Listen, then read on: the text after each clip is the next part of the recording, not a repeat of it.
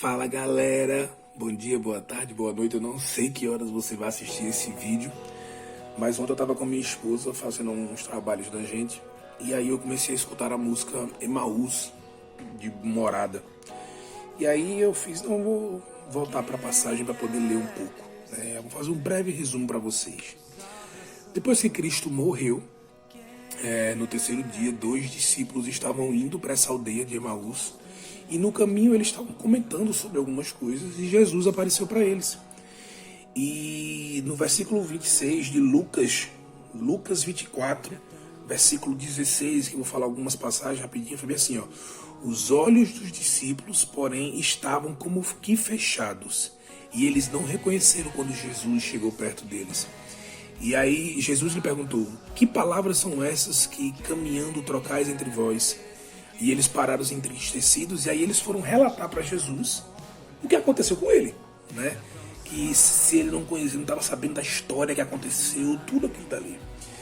E depois que eles relataram tudo, falando com um sentido de descrença, de não acreditar nas promessas que se tinha sobre Jesus, né?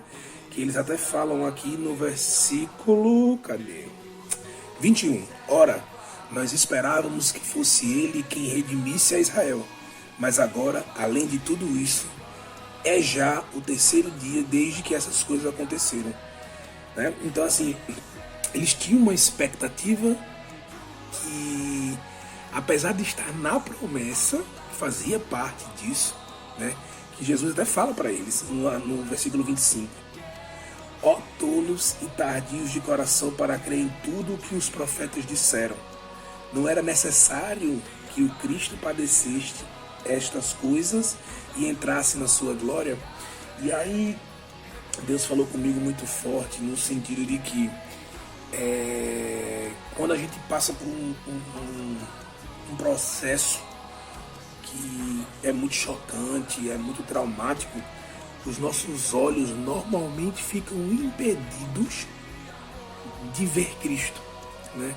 Porque veja como é interessante, eles passaram por esse processo traumático da perda do Messias, né? Da perda, e eles estavam com ele, mas não conseguiram reconhecê-lo, porque o trauma tinha sido tão grande para ele. E isso acontece muito com algumas pessoas. As pessoas às vezes passam por algumas experiências ruins que as travam de reconhecer quem de fato é o Senhor, quem de fato é Deus, quem Ele pode ser para você, né? E aí, algumas pessoas também, quando encaram esse tipo de desafio, e eu já falo para as pessoas que já têm um relacionamento com Deus, elas começam a meio que esquecer a promessa, né? Por exemplo, a gente está vivendo agora num momento de pandemia em que as pessoas estão esquecendo das promessas que Deus fez, porque estão passando por um momento desafiador. Mas Ele é fiel para cumprir tudo aquilo que Ele prometeu. E Jesus fala muito bem aqui: ó tolos e tardios de coração para crer em tudo o que os profetas disseram. Eles já sabiam que aquilo ia acontecer. Jesus já tinha falado para eles, né? Então eles se viram na situação, mas mesmo assim não acreditaram. Eles estavam ainda sem acreditar porque eles não estavam vendo de fato a concretização daquela profecia.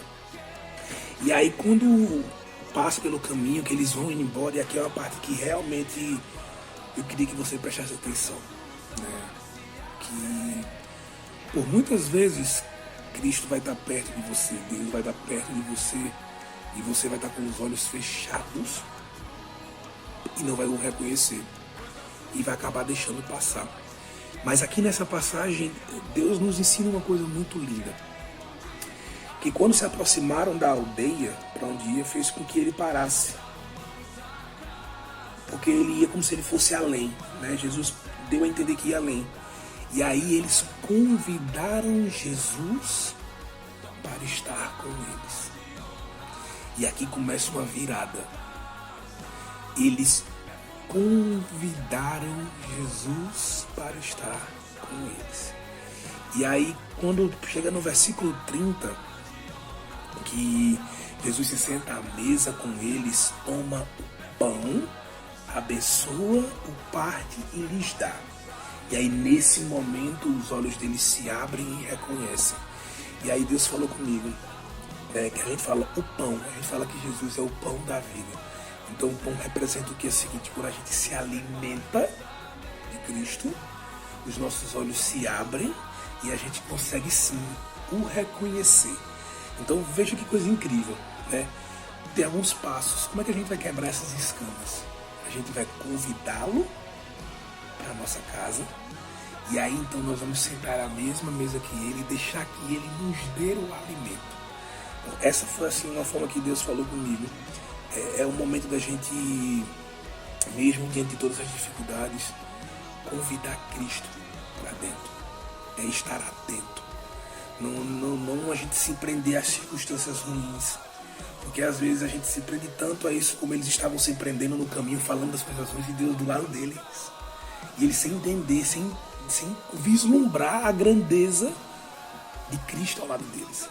E aí, por um momento, eles convidaram Cristo para dentro da casa. E aí, nesse momento, Cristo se fez presente. Cristo os alimentou. E aí eles começaram a enxergar de novo. E viram de fato. E aí eles ficaram retomando algumas coisas e faz, meu Deus, era Ele. A gente via algumas coisas, a gente escutou algumas coisas e nosso coração ardia.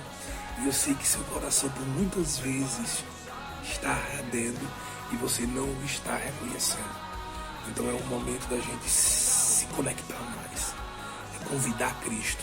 Então o meu desejo é que você hoje aí convide Ele para fazer parte da sua vida, que você se alimente dele, para quando Ele estiver próximo a você, você não fique como os discípulos, porque estavam presos aos acontecimentos e não o viram, não o reconheceram. Então se alimente dele, que a partir deste momento você vai começar a encontrá-lo a todo momento. Um grande abraço. Se fez sentido para você, curte, compartilha. E quando você compartilhar, me marca para eu poder postar nos meus stories. Um grande abraço. Tamo junto.